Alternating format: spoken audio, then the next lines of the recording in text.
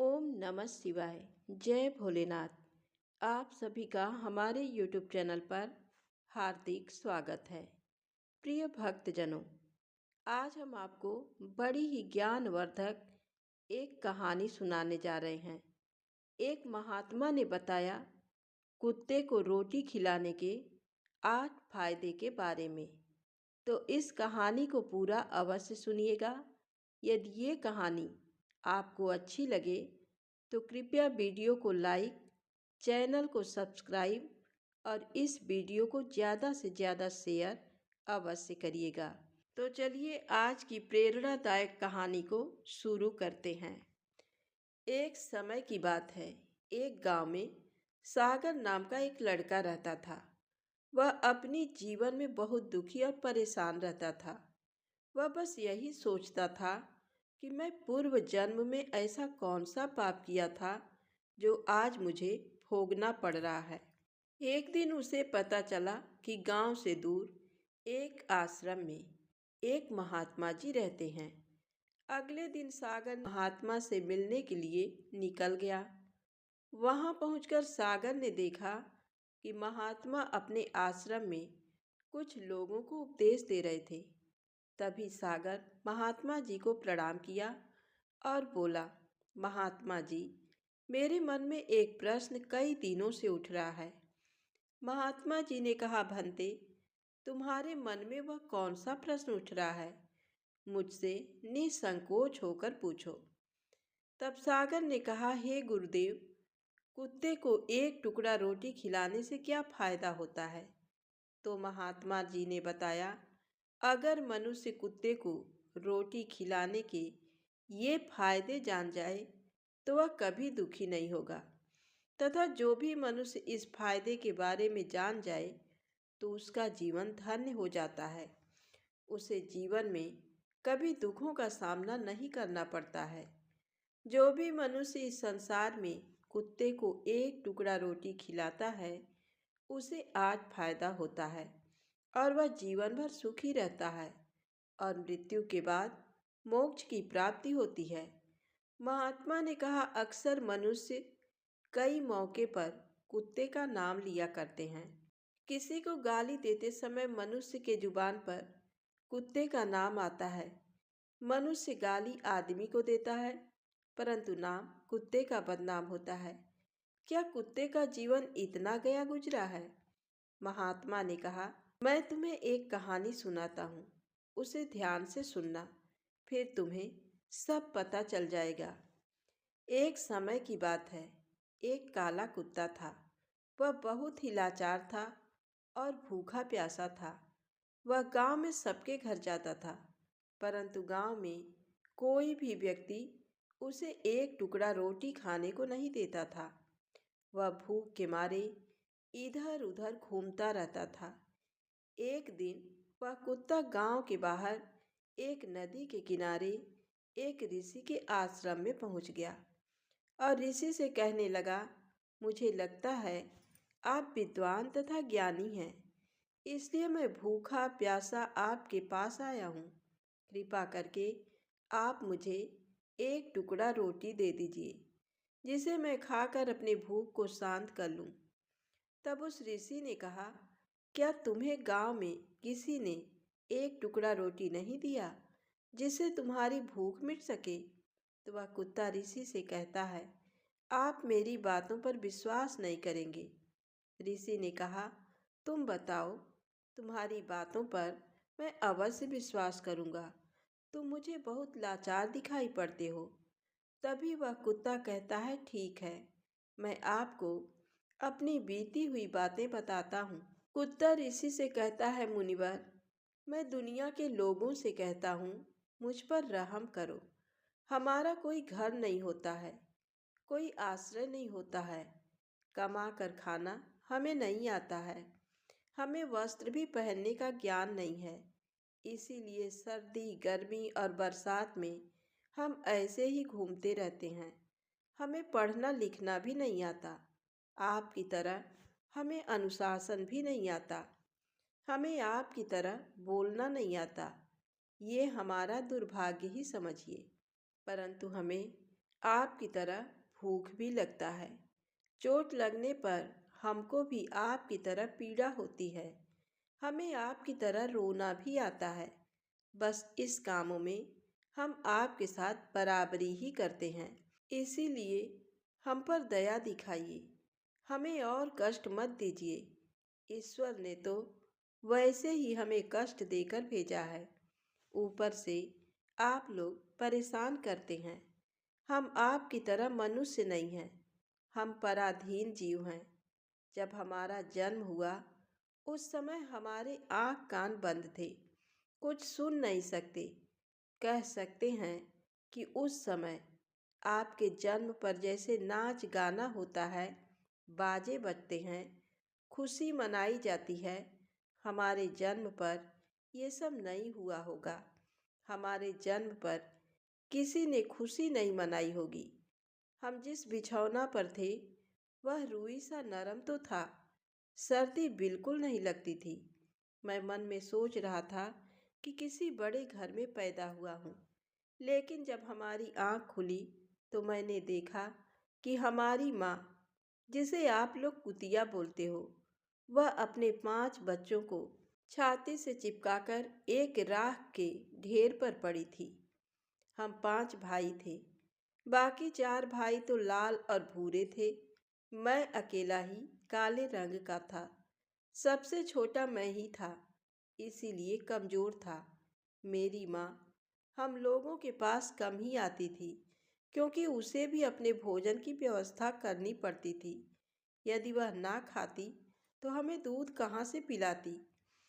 उस एक माँ पर हम 5 भाई निर्भर थे। कभी भोजन मिल भी जाता था, कभी नहीं मिलता था, लेकिन वह हमेशा हम 5 भाइयों का बड़ा ही ख्याल रखती थी। आखिर वह हमारी माँ थी। वह रात भर जागकर गांव की रखवाली करती थी। किसी की मजाल नहीं थी कि कोई अनजान आदमी बुरी नीयत से गांव की तरफ भी झांक जाए। दूसरे गांव के कुत्ते भी हमारी माँ के डर से गांव में नहीं आते थे। गांव के किसी किसान के खेत में कोई भी जानवर खड़ी फसल खाने आते तो हमारी माँ उसे दौड़कर भगा देती। गांव वालों के लिए इतना सब करने के बाद भी कोई मनुष्य हमारी माँ को भोजन तक नहीं देता था। भोजन के लिए हमारी माँ को मजबूर होकर छीना झपटी चोरी करनी पड़ती थी। कई बार तो लोग उसे लाठी डंडों से पीटकर भगा देते।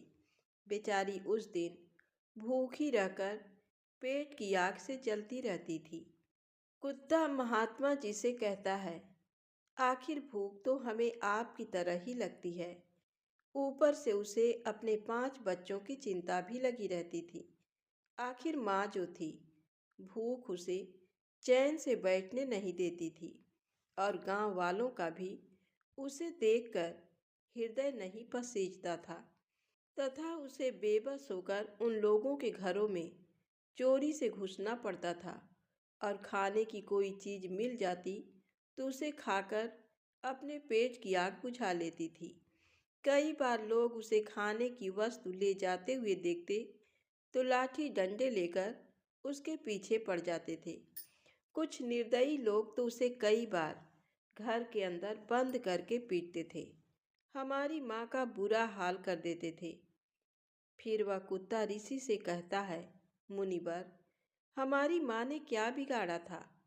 उसने सिर्फ अपने पेट के लिए भोजन ही तो चुराया था। चोरी करने का हमें कोई शौक नहीं और पापी पेट हमें ये सब करने के लिए मजबूर कर देता है। एक दिन की बात है, बड़ी जोरदार बरसात हुई। ओले पड़े थे, ठंडी हवा चल रही थी। उस ठंड में ही ठिठुर कर हमारे 3 भाई मर गए। उस दिन हमारी माँ बहुत रोई थी, लेकिन मनुष्य हमारी पीड़ा को नहीं समझे, क्योंकि उसके बच्चे थोड़े ही मरे थे। फिर वह कुत्ता कहता है, अब हम सिर्फ 2 भाई रह गए थे। हमारी माँ हम दोनों की बड़े ही अच्छे से देखभाल करने लगी। फिर एक दिन उसी गांव में ठाकुर साहब के घर पर दावत चल रही थी और अनेक प्रकार की मिठाइयाँ बन रही थी। ठाकुर साहब के घर काफ़ी मेहमान आए हुए थे। हमारी माँ कुछ खाने की तलाश में बार बार उधर जाती, लेकिन लोग उसे दुत्कार कर भगा देते थे। किसी को उस पर इतना भी तरस नहीं आया कि एक रोटी उस बेचारी को खाने को फेंक दे। एक रोटी से उनका क्या बिगड़ जाता। मेरी माँ बार बार जाती और वहीं खड़ी खड़ी दिखती रहती थी। ठाकुर साहब के आंगन में दावत खाने का सिलसिला चालू हुआ। भोजन परोसा जाने लगा। मेरी माँ भी वहीं जाकर पूंछ हिलाने लगी। खाना परोसने वाला आदमी जब किसी काम से भीतर गया तो मेरी माँ रोटी लेने को चल पड़ी। फिर दूसरे आदमी ने मेरी माँ को जाते हुए देख लिया तो चारों ओर से लोग चिल्ला चिल्लाकर उसकी तरफ भागे। मेरी माँ उनकी चीख सुनकर घबरा गई। दो तीन आदमी लाठी लेकर उसके पीछे से दौड़े। मेरी माँ वहाँ से घबराकर भागने लगी, परंतु उसे वहाँ से निकलने का कोई रास्ता नहीं मिला, क्योंकि सामने से लोग लाठी डंडे लेकर आ रहे थे। तभी मेरी माँ वहाँ पर जो लोग भोजन कर रहे थे उनको लांघ कर निकल गई। महात्मा ने आगे कहा, वह कुत्ता कहता है, मेरी माँ अपने निकलने पर इतनी हैरान नहीं थी जितनी कि उन लोगों को देखकर हुई थी जो वहाँ पर दावत खा रहे थे। वह सब उठकर खड़े हो गए। उन्होंने भोजन करना छोड़ दिया और कहने लगे कि कुतिया के जाने के कारण भोजन भ्रष्ट हो गया है।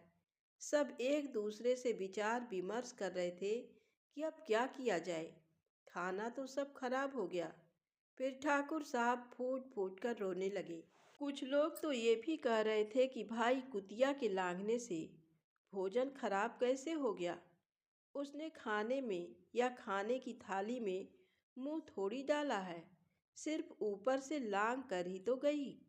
फिर दूसरे लोग कहने लगे, शहरों में तो लोग कुत्ते को पालकर घर के फर्श पे सुलाते भी हैं और खिलाते भी हैं, तो इसमें कोई बुरी बात नहीं है।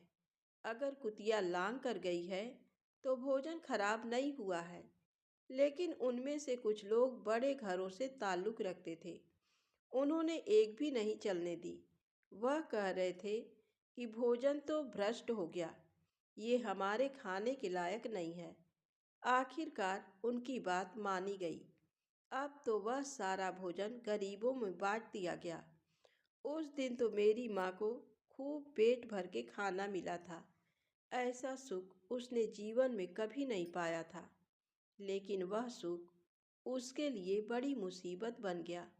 वह भोजन करके वहाँ आराम से लेटी ही थी, उतने में वह ठाकुर डंडा लेकर वहाँ पहुँचा और उसे बुरी तरह से पीटने लगा। इस बार भागने का भी कोई अवसर नहीं मिल पाया। डंडों की जोर से वह बुरी तरह चिल्लाने लगी। माँ का विलाप सुनकर पत्थर भी पसीज जाता है, पर उस हृदय को उस पर जरा भी रहम नहीं आया। वह उसे कठोरतापूर्वक पीटता रहा। तब कुछ लोग आए और उसे समझाते हुए बोले, ठाकुर साहब जाने दो, भूख में तो आदमी की भी बुद्धि भ्रष्ट हो जाती है। ये तो एक पशु है, एक कुतिया है, इसे अच्छे बुरे का क्या ज्ञान। अब इसे मारकर आपको क्या मिलेगा। जो होना था सो हो गया।